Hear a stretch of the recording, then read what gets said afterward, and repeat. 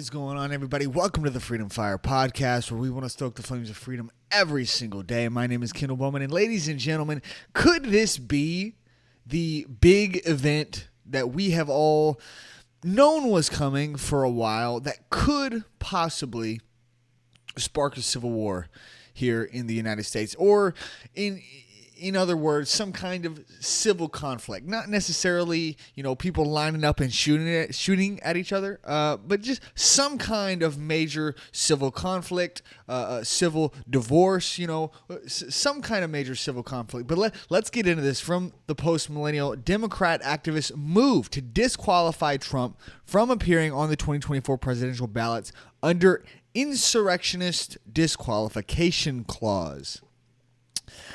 Let's read. Civil rights organizations Free Speech for People and Mi Familia Vota Education Fund are urging secretaries of state and election officials across the country to bar former President Donald Trump from appearing on their 2024 ballots, citing Section 3 of the 14th Amendment of the U.S. Constitution.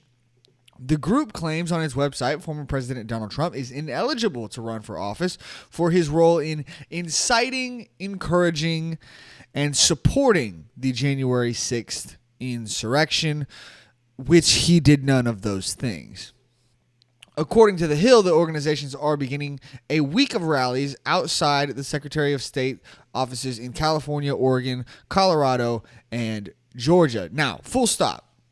This is what we need to understand, is Donald Trump has not been charged with insurrection. He has committed no crime. Telling people to peacefully and patriotically make their voices heard is not inciting insurrection. There's not a judge in the world that would say that it is. Or there's not a judge in this country, at least, that would say that that is. We have freedom of speech for a reason in this country. Let's continue. The 14th Amendment, Section 3 reads, "No person shall be a senator or representative in Congress or elector of president and vice president or hold any office, civil or military, under the United States or under any state who, having previously taken an oath as an officer of the United States to support the Constitution of the United States, shall have engaged in insurrection or rebellion against the same or given aid or comfort to the enemies thereof. But Congress may, by a vote of 2/3 of each house, remove such disability." In a letter to Nevada Secretary of State Francisco V. Aguilar, the organizations claim that states can enforce Section 3 without any new federal legislation, just as they regularly enforce other constitutional provisions and other sections of the 14th Amendment itself. And right there is exactly where I'm getting to the point of civil war. Right there is individual states deciding that they are going to remove presidents from the ballot and not even allow their citizens in those states an opportunity to vote for that person. This is extremely dangerous. You get all of the left-wing states on board with this. They start removing Donald Trump. You get all of the right-wing states on board with this. They start removing Biden or RFK Jr., whoever the nominee is. Can you see how dangerous this gets? I'm going to get into that more in just a second, but I want to continue reading this. They add, Section 3 does not require that Congress, a court, or anyone else adjudicate the question of Mr. Trump's inability before you may decide his eligibility for the ballot. The campaign director for Free Speech for People, Alexandra Flores Quilty, said in a declaration, secretaries of state have a duty to ensure that candidates who seek to appear on their state ballots meet the constitutional qualifications for serving in public office. She continued, we are urging them follow the Constitution and declare that Donald Trump is barred from ever again holding public office as is required under the 14th Amendment to the U.S. Constitution.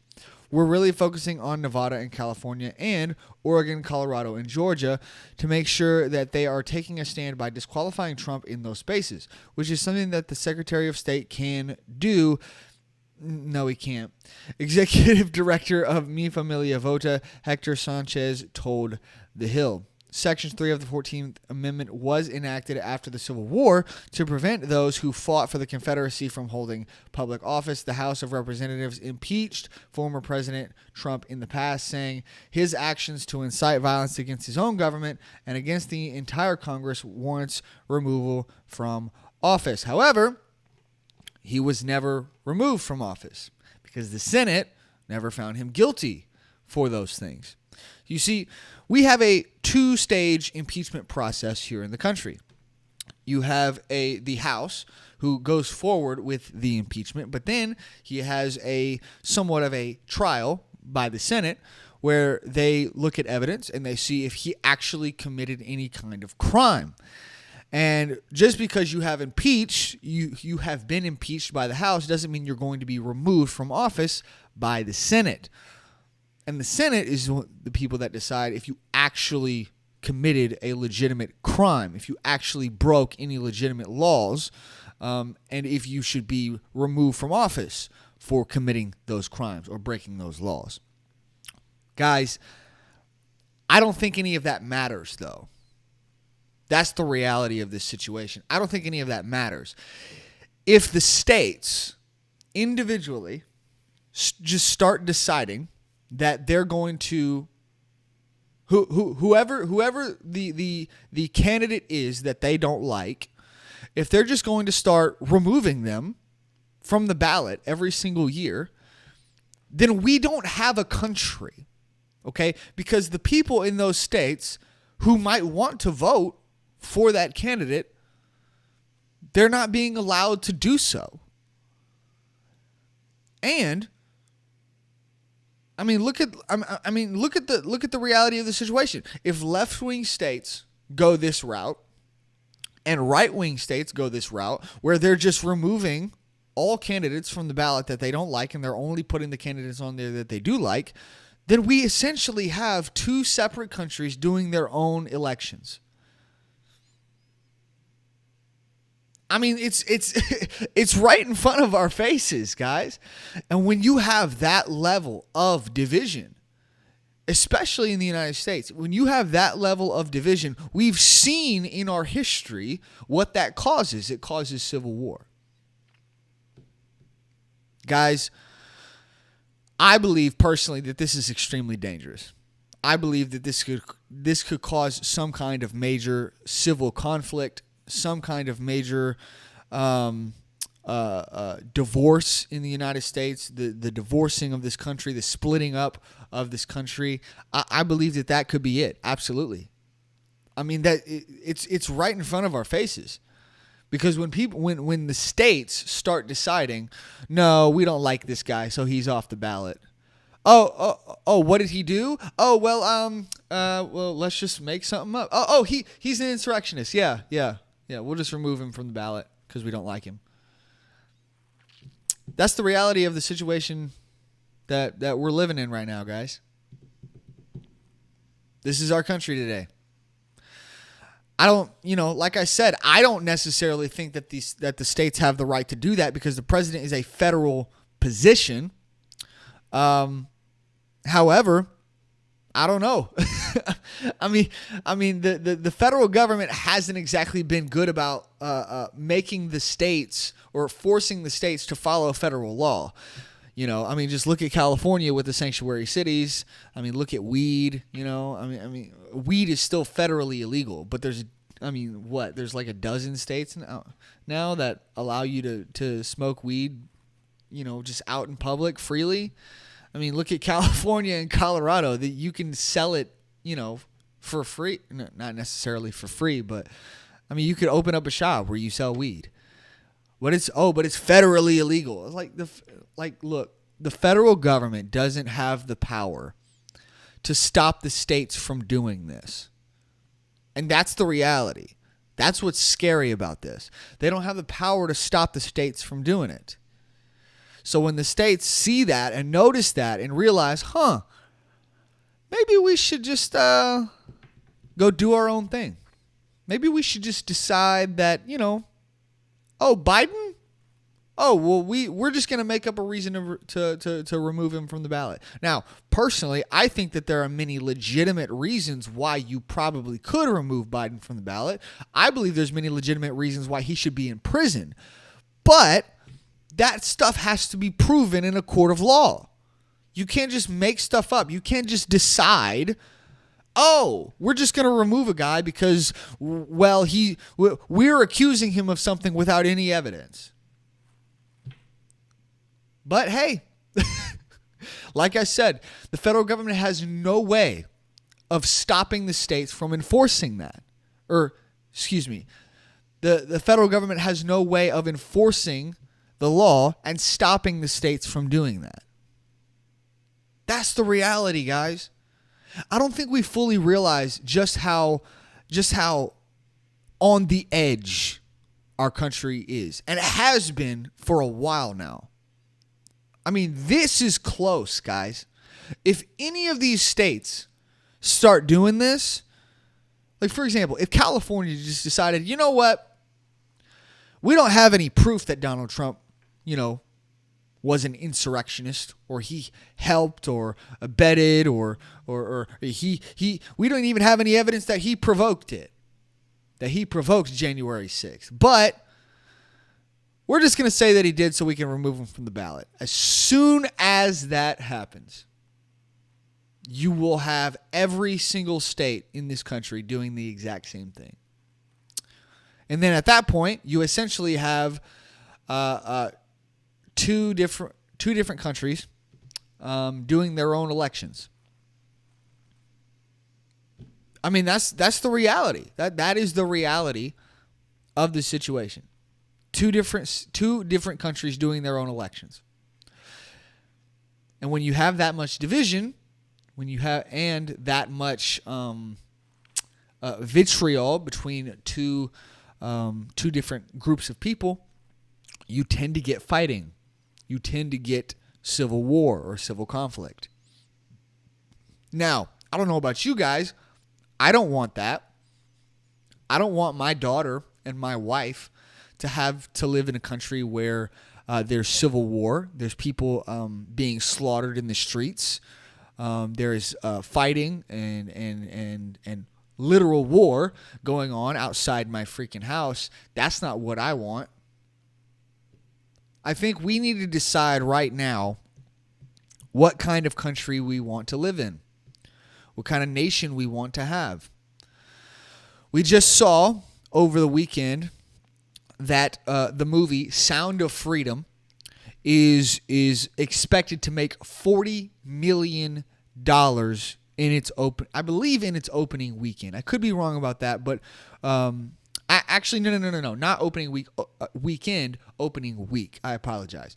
It's expected to make $40 million in its opening week, okay?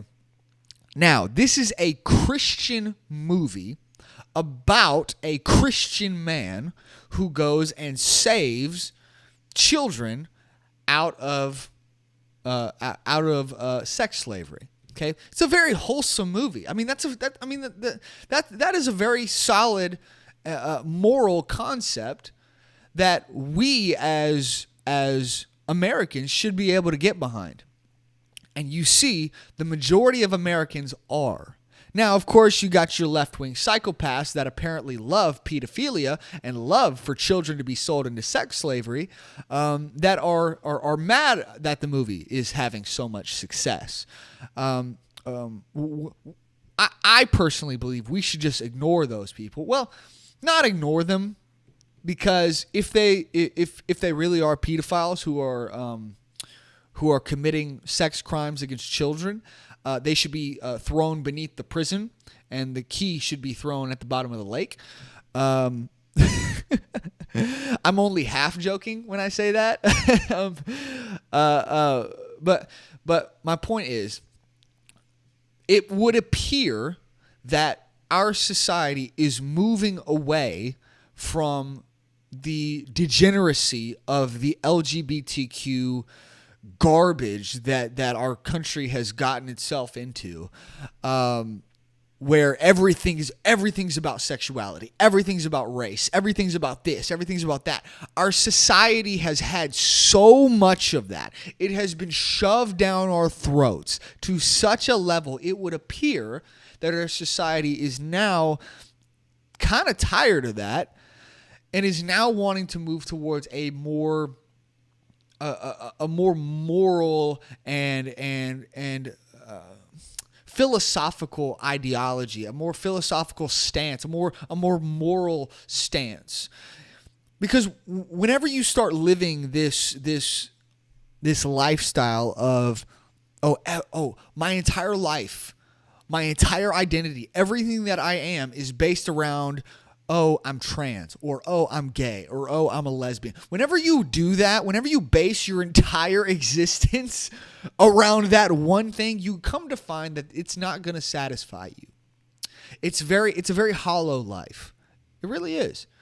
And that's how it is with it when you make your life about anything. When you make your entire life about one thing, that's what you're going to find out. It's very hollow. It's not going to satisfy you. And that goes beyond the LGBTQ issue. Like, for example, if you make your entire life about money, if you make your entire life about alcohol, if you make your entire life about drugs, if you make your entire life about video games, if you make anything at all, if you make your entire life about any one thing, except for, moral things, except for God, except for family, except for friends, except for wholesome and moral relationships, it seems that your life becomes hollow. But those moral things, like I just mentioned, God, family, country, friends, moral relationships, those things tend to be very satisfying to us. And I think that our society is slowly but surely coming back to the reality that that's true. I think that a lot of Gen Z, when they were first born, when they were coming up in years, they didn't realize this. They saw that, everyone's just living this over-sexualized, amoral lifestyle. And I guess that's just normal, so I'm going to live that way. And then they saw how hollow it made them feel and how empty it made them feel, and they realized, this sucks. This is stupid. Why am I living this way? I'm going to go find something that actually makes me feel good. And in steps God. In steps family. In steps quality moral relationships and friends. And I believe as a Christian that God will give you purpose. He's given me purpose in my life.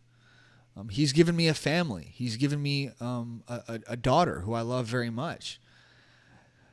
And I don't think that you can truly understand what that means to be a child of God until you experience it for yourself.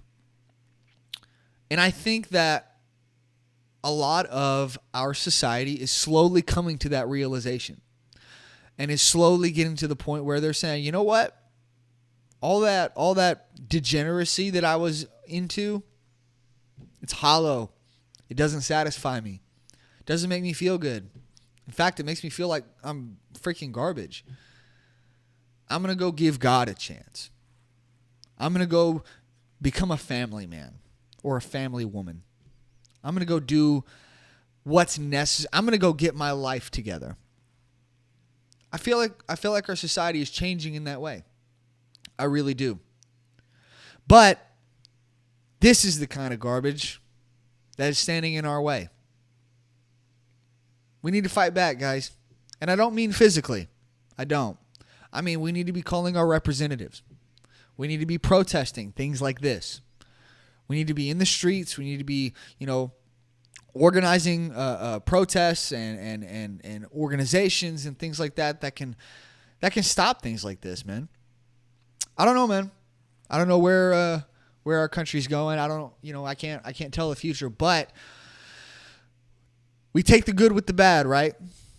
We just got to keep on moving. Keep on moving forward. There's going to be things like this that knock us down, but we got to get back up. Got to keep moving forward. All right, guys, I'm going to have another show coming for you guys on Wednesday. Thank you guys so much for watching. If you made it this far in the video, you are a real one. Go ahead and hit that like button, subscribe, leave a comment down in the comment section, and share the show with your friends. Follow me on all the socials down in the description and hit that notification bell so that you can be notified whenever we put out new videos. And I will see you guys in the next one. Bye, guys.